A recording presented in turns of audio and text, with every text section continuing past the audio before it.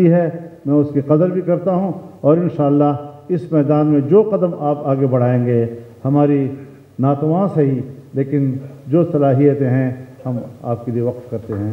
وآخر دعوانا ان الحمدللہ۔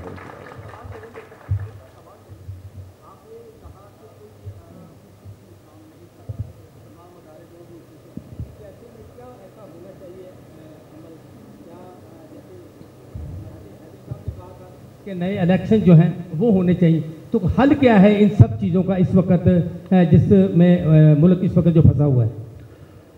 دیکھیے حل تو آپ ایک وسیع تر تصور کے ساتھ حل چاہتے ہیں یا ایک مخصوص موروثی معاملے کے حوالے سے حل چاہتے ہیں؟ تو مسئلے کا جو مستقل حل ہے اس پہ تو ہمارا نظریہ یہ ہے کہ ملک میں الیکشن نہیں ہوئے، ملک میں دھاندلی ہوئی ہے، یہ اسٹیبلشمنٹ کی اسمبلی ہے جو بیٹھی ہوئی ہے، اس کا عوام کی نمائندگی سے تعلق نہیں ہے۔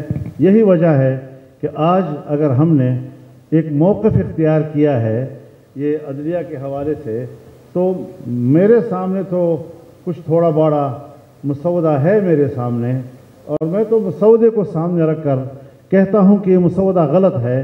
پبلک کے پاس تو کوئی ڈاکومنٹ نہیں ہے، عوام کے پاس تو کوئی مسودہ نہیں ہے، پھر عوام کیوں کہہ رہی ہے کہ آپ ان کی بات کو نہیں ماننا؟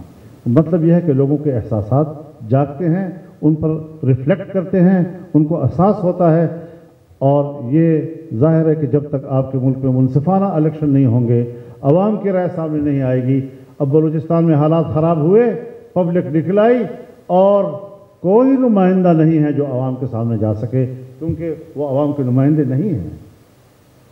خدا نہ کرے ہمارے کے پی میں جو حالات خراب ہیں وہاں کوئی نمائندہ نہیں جا سکتا ان کے سامنے۔ وہ تنظیمیں جاتی ہیں ان کے سامنے کہ جو انتخاب میں حصہ نہیں لیتی، اور لوگ ان کو قبول کرتے ہیں، منتخب لوگوں کو قبول نہیں کر رہے۔ تو اس کا معنی یہ ہے کہ وہ عوام بھی سمجھتے ہیں کہ یہ ہمارے نمائندے نہیں ہیں۔ یہ حکومتیں جو بنی ہیں کیسے بنی ہیں، یہ کہانیاں بھی وقت کے ساتھ ساتھ سامنے آتی رہیں گی، جیسے کہ پچھلی کہانیاں آج کل سامنے آ رہی ہیں۔ تو ہم یہی چاہتے ہیں کہ معروضی صورت میں تو اگر عدلیہ کو خراب کیا گیا، اس کے اختیارات کو محدود کیا گیا، یا بنیادی انسانی حقوق جس کو آئین تحفظ دیتا ہے اس کا دائرہ تنگ ہو گیا، اور جو استثنائیات ہیں وہ دائرہ وسیع ہو گیا، تو پھر آئین جو ہے وہ بیکار ایک دستاویز کی حیثیت رکھے گا، وہ کوئی مؤثر حیثیت نہیں رکھے گا۔ تو اس پر ہمارا یہ موقف ہے۔ اچھا مولانا صاحب، ایک پچھلے دنوں ختم نبوت کے حوالے سے آپ لوگ عدالت میں بھی پیش ہوئے اور اس کو ایک کامیابی کے طور پہ پیش کیا گیا، لیکن پچھلے کچھ دنوں سے بڑے افسوسناک واقعات ہو رہے ہیں کہ لوگ خود ہی فیصلہ کر رہے ہیں، پولیس والے بھی جس کو گرفتار کر رہے ہیں اس کو قتل کر رہے ہیں، عمر کوٹ میں تو لاش کو بھی جلانے کا واقعہ ہوا ہے۔ تو کیا جو مختلف مسالک کے علماء اس کے اوپر بیٹھ کر کوئی راستہ بنا سکتے ہیں؟ کچھ یعنی معافیا مانگنے کی بات کی جاتی ہے، مفتی طارق مسعود امریکہ سے بیٹھ کر جو ہے وضاحتیں پیش کر رہے ہیں، تو یہ سلسلہ کہاں تک رکے گا؟ جی میں بالکل نہیں، میں اس میں عرض کرنا چاہتا ہوں جی، یہ سب ذمہ داری ریاست کی ہے کہ وہ جرم کو جرم سمجھے، مجرم کو پکڑے، اور قانون و آئین کی روح سے اس کو کیفر کردار تک پہنچائے۔ جب ریاست اپنی ذمہ داری پوری نہیں کرتی تو پھر یہ ناخوشگوار واقعے پیش آتے ہیں جس کا آپ ذکر کر رہے ہیں۔ میں کبھی بھی اس قسم کے واقعات کی نہ تائید کر سکتا ہوں، کیونکہ اگر کسی نے جرم کیا ہے تو اس جرم کی سزا کا بھی ایک راستہ ہے، اور ہمیں وہ راستے اپنانے چاہیے۔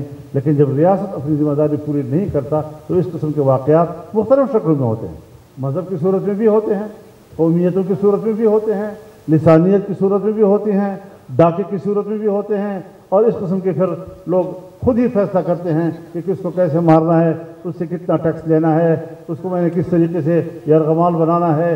یہ ساری چیزیں پھر عام آدمی کے ہاتھ میں آ جاتی ہیں۔ میں سوچتا ہوں کہ ریاست کو اتنا طاقتور ہونا چاہیے کہ کوئی جرم کرے تو وہاں تک ریاست پہنچے اور اس کو کیفر کردار تک۔ مولانا صاحب، ارشاد سنجرانی، سنو ٹی وی سے۔ مولانا صاحب، پیپلز پارٹی کے چیئرمین جو ہے وہ آپ کے پاس بار بار آئے اور آئینی ترمیم کا حوالے سے بات چیت ہوئی، اور پھر اگلے دن جو ہے کامران مرتضیٰ اور بلاول بھٹو کے درمیان جو بھی معاملہ ٹی وی پر سامنے آیا ہے، کس بات پر جو ہے ڈیڈ لاک ہے ابھی بھی، اور کیا اب آئندہ مزید اس پر بات ہو سکتی ہے آئینی ترمیم کے حوالے سے پیپلز پارٹی اور آپ کے درمیان؟ حکومت معاملہ اس وقت کہاں پہ رکا ہوا ہے؟